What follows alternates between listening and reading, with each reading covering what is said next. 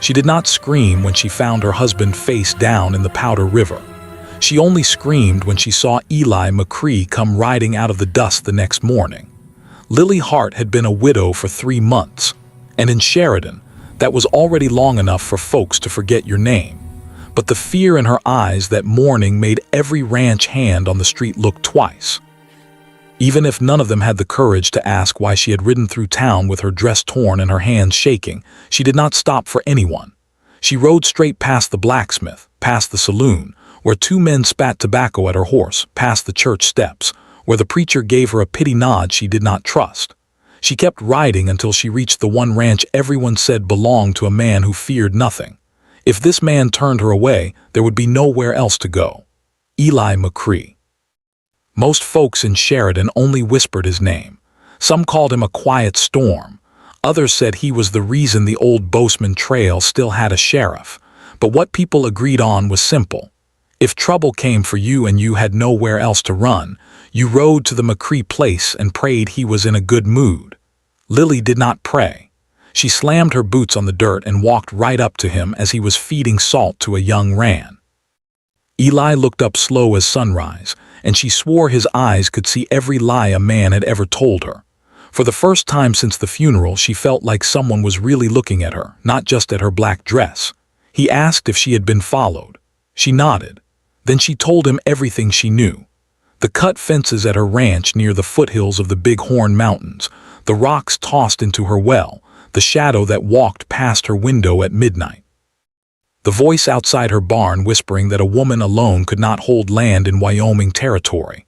Eli listened without blinking. The wind pushed dust across his boots. The ram flicked its ears like it understood trouble was coming. Out here, even the horses knew when a storm was about to break. And this did not feel like the kind that brought rain. When Lily finally said the name Harland Voss, Eli's jaw tightened just once, like a man hearing an old bullet shift in a scar. He knew that name. Everyone did. Cattle king, land thief, man who claimed her husband's death had been an accident on the trail. Lily stepped closer. Her voice cracked. She said she did not come for pity. She came because someone wanted her land and someone wanted her gone, and she needed a man who did not scare easy. Eli wiped his hands, looked at the mountains, then looked back at her like he was measuring how much fight she had left. He asked one question, a quiet one, the kind that decides the whole story before it even starts. Are you ready for the truth that might come with this? And Lily answered with a question of her own. What if the truth is worse than the man who killed my husband? Eli saddled up without another word, and Lily rode beside him all the way back to Hart Ranch, trying not to picture the look she had seen in his eyes when she said the name Harland Voss. It was not fear. It was something colder, like a memory he did not care to revisit. By the time they reached the ranch, the afternoon sun was melting into that harsh Wyoming gold that made every shadow look sharper than it should. Lily kept talking to stop her mind from chasing ghosts. She pointed at the leaning fence, the scattered hay, the thump she had heard behind the barn. Eli only nodded, crouching to study footprints she had not noticed before. He did not explain anything. He never did, but when he straightened up, she saw it. Confirmation. Someone had been here. He walked to the front porch where a big bale of hay sat half-broken, leaning against the old storage box Lily had been trying to drag that morning. She felt embarrassed just remembering it. She had grunted and pulled at that thing for a good 10 minutes before giving up. Eli tapped the side of it, testing the frame, then looked at her with a tiny smirk. It is too big for you to drag. Too big. Just sit on it so I can see what is wrong with these braces. The way he said it made her roll her eyes, but her pulse still jumped a little. It was unfair how easy it was for an older man to do that, especially one who barely talked. She stepped toward the hay bale, lifted her skirt just enough not to trip, and got ready to sit so he could check the wood joints under it. That was when she heard it, a soft, dry, shaking sound, something like beans rattling in a tin can. It came from right under her boots. Lily froze, her breath caught in her throat. She glanced down. A fat rattlesnake slid out from the straw, its tail twitching, its head rising, eyes fixed on the place she had been about to sit. She gasped and stumbled back, heel catching the edge of the porch, and she pitched backward hard. Eli reached for her on instinct, and they both nearly went down. his arm locked around her waist to keep her upright, her hands clutching at his shirt as she pressed into his chest. Only then, with her breath still shaking against him, did he draw his revolver. One clean shot cracked the air. The snake dropped without even a twitch. Lily stared at the dead thing lying exactly where her legs had been. If she had sat down one heartbeat sooner, this story would have ended on that porch. Her skin crawled, her stomach flipped, and for the first time, she wondered if the snake had truly wandered there on its own. Because when Eli picked up the body to inspect it, his face shifted in a way that made her blood run cold. Why did the snake have a rope mark around its tail? Eli held that dead rattlesnake like it was a clue from a crime scene, not an animal. Lily watched his eyes narrow, calm, but sharp, the way an old tracker studies a print in the mud. He turned the body slightly, and there it was again. A thin line pressed deep into the scales on the tail, almost like someone had tied the snake up, carried it, and dropped it exactly where she was about to sit. Lily felt the hair on her arms rise, not from fear this time, but from anger. She thought she had buried with her husband. Someone wanted her gone. Someone wanted her scared enough to run or careless enough to die. And that someone knew exactly where she lived, where she walked, and where she sat in the mornings when she drank her coffee. Eli set the snake down and dusted his hands slow and steady. He did not raise his voice. He did not curse. He did not even look surprised. He just looked tired of men who believed they owned the whole territory. He asked Lily if she had noticed anything missing, anything moved, anything out of place. She shook her head, though she remembered the hay bale leaning wrong and the fence rails tucked under it like someone had handled them in a hurry. Eli walked around the porch studying boot marks. Lily followed, watching how he pointed with his chin at scuffed dirt, broken straw. Little things she would never have spotted. Then he picked up one single boot print near the corner of the house, a print with a deep notch in the heel, the same kind of heel she had seen on the boots of Harlan Voss's trail boss. She swallowed hard. Eli did not say the name. He did not need to. Lily said it for him. It is Harlan. It has to be. Eli wiped his palms on his jeans, looked toward the far tree and let the silence fall between them. Some things do not need saying. Both of them already knew the only name that fit those tracks. He told her they would not wait for the next snake. They would not hope the sheriff would help. They would set the stage themselves, catch the man who thought he owned her land, and end this before someone ended her.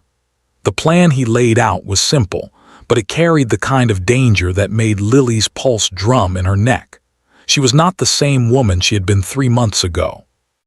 She felt stronger now, like something inside her had finally decided to fight back. Eli asked her if she was ready, really ready, because once they started there would be no turning back. Lily looked at the dead snake, then at the tracks in the dirt, then at the man who had held her steady when she fell. She nodded. If you are enjoying this story, consider subscribing so you do not miss the next part. And while you settle in with a warm cup of tea, tell me what time it is where you are and where you are listening from. Lily barely slept that night, not from fear, but from the way Eli's plan kept circling in her mind like a hawk over a rabbit trail. By sunrise, the two of them were already moving around the ranch, quiet and focused, setting things exactly the way Eli wanted. He told her the trick to catching a man like Heron was simple. You do not chase him. You let him believe he's hunting you. So Lily played her part. She rode into Sheridan late that morning, boots dusty, hair loose, looking like a woman worn thin. She stopped by the general store, then the livery. Then she walked right past the saloon where Heron liked to sit on warm days. She pretended not to see him, which of course made him watch her even harder. Every step she took past that saloon felt like she was walking out on a ledge with no rail. When he stepped onto the boardwalk and asked if she was doing all right, she let her shoulders sag just enough to look defeated.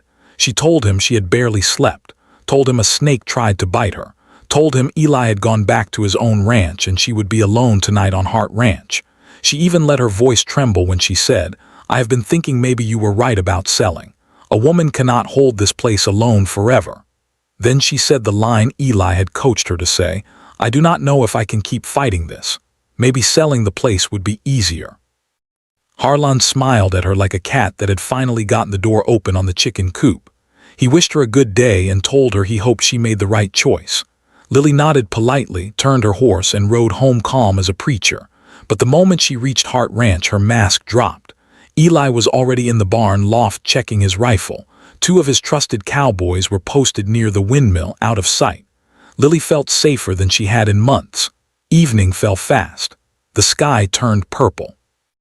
The land cooled enough that even the grass seemed to stop breathing. Lily lit one lamp in the house and left the front door cracked just enough to look careless. She sat at the table with her heart pounding like a drum inside a church hall. When the first hoofbeats came, she knew 3 horses moving slow, deliberate, predators, not visitors.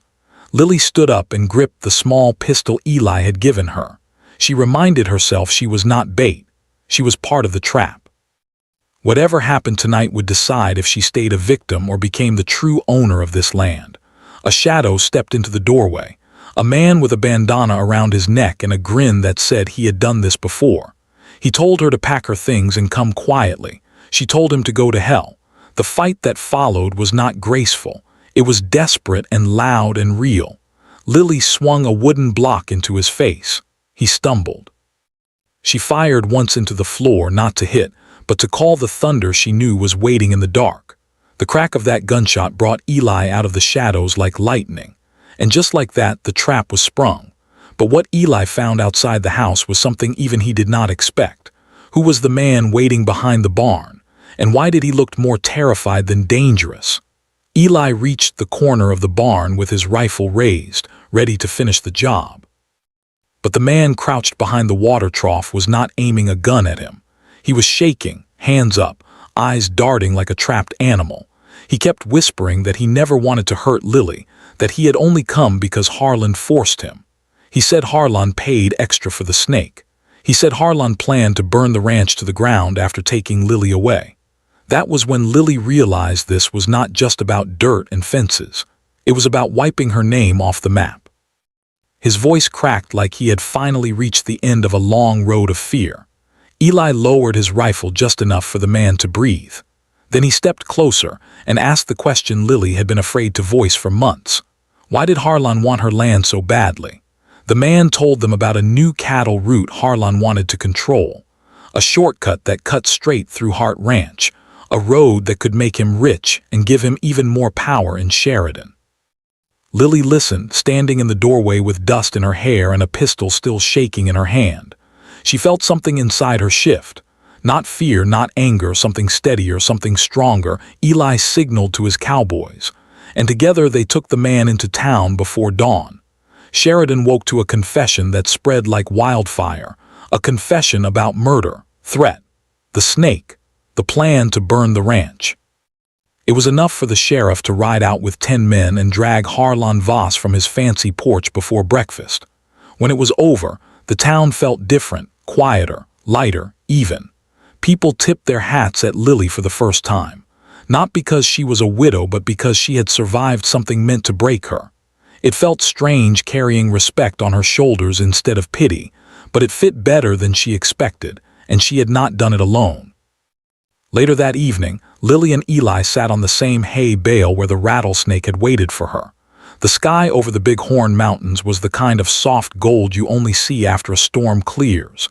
Eli told her the land had a way of testing people, the same way life tested people. He said, "You do not get to choose the hard days, only the way you stand through them." Lily smiled at him. She told him she was tired of standing alone. Eli did not say anything. He did not speak for a long moment. Then he turned her hand palm up, tracing the calluses she had earned these past months with his thumb, slow and careful before closing her fingers inside his own. And maybe that is the lesson in all this. Sometimes life knocks you down so you can see who will help you back up. Sometimes fear shows you the strength you did not know you had. Maybe you know that feeling yourself. The moment you look back and realize you lived through the thing you thought would finish you. And sometimes the person you trust most arrives the moment you stop running. Before we move to the next story, I want to ask you something. What would you have done in Lily's place? And who would you hope to have standing beside you when the trouble comes? If you felt something from this story, give this video a like and subscribe so you don't miss the next chapter. Now, take a sip of your tea, settle in, and tell me where you're listening from.